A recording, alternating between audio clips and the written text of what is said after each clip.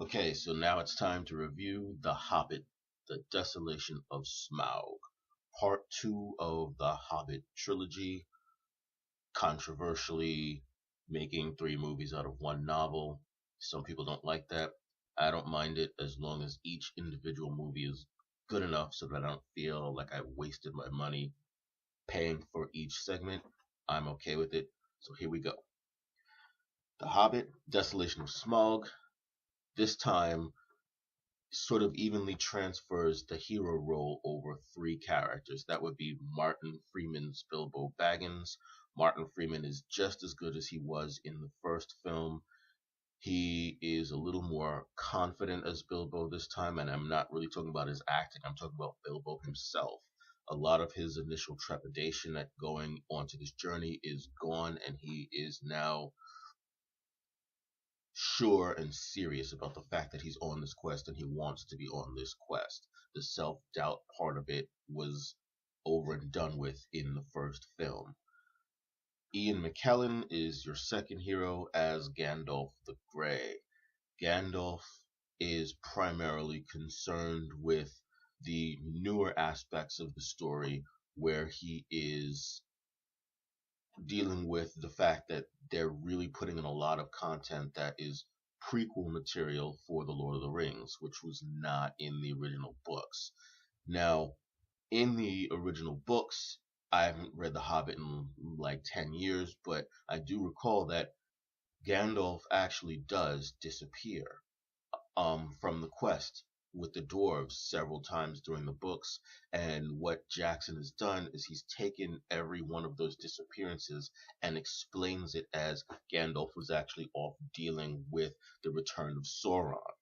So it makes a lot of internal logical sense with the story.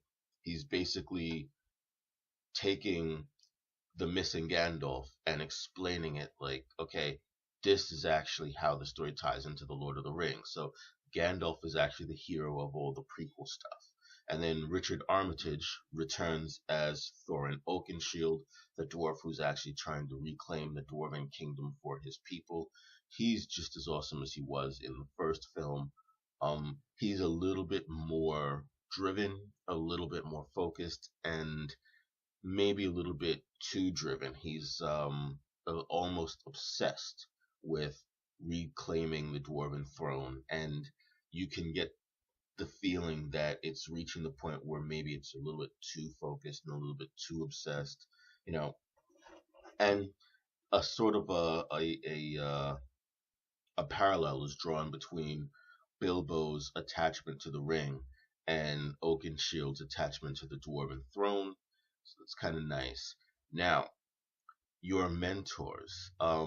While Gandalf is sort of set up as the obvious mentor, he's not really there for most of the story.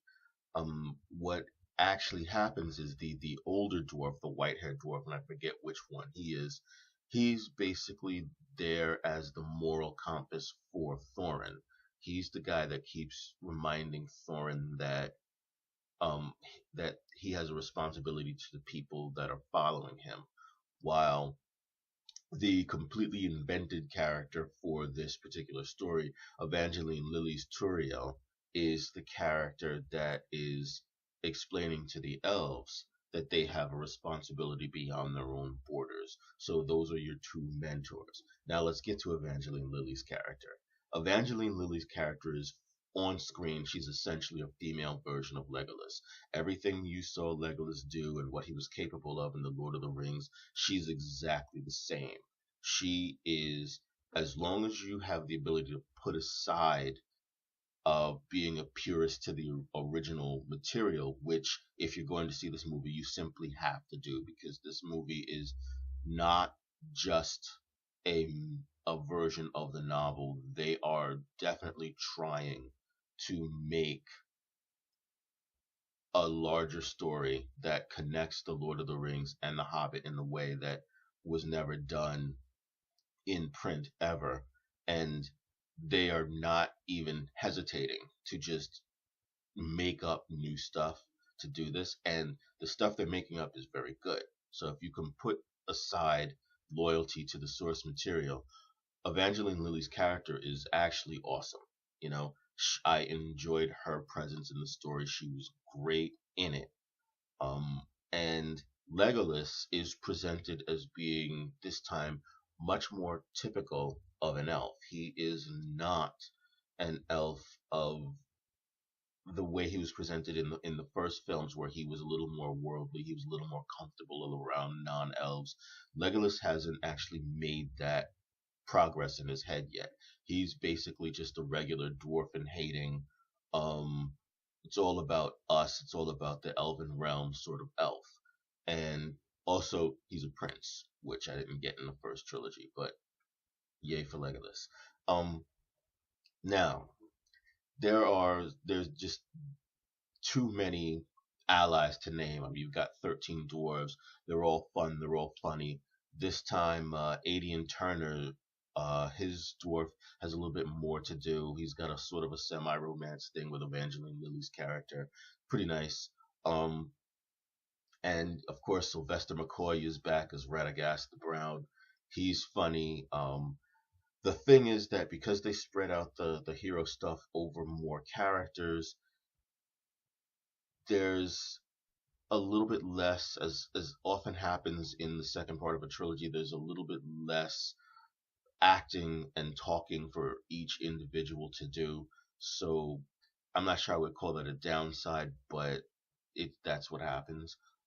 The upside of the movie is it is a very entertaining movie. It is really good. It is definitely better than the first one. A lot of people are saying it's as good as the Lord of the Rings movies. From an action standpoint, it's probably better.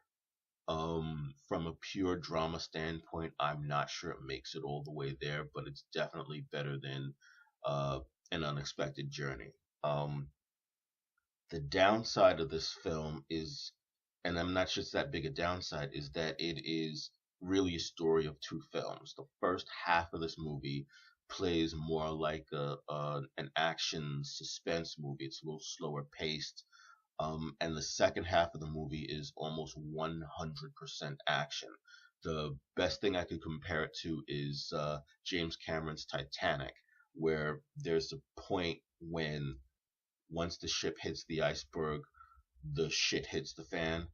That's kind of how this movie is. There's a point where once they really start to escape from the elves in Mirkwood, the movie never really slows down for more than a few minutes. It really, the second half of this movie, like I think I described it to a friend of mine this way. It's like the first half of the movie is directed by Ridley Scott, and the second half of the movie is directed by Steven Spielberg in full Indiana Jones form.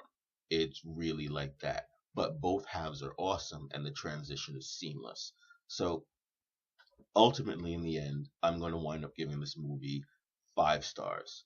Now, this is really a 4.5 star movie, and starting in January, I will be giving half stars, but for consistency's sake, I'm not going to do it until December is over. So this movie is 5 stars.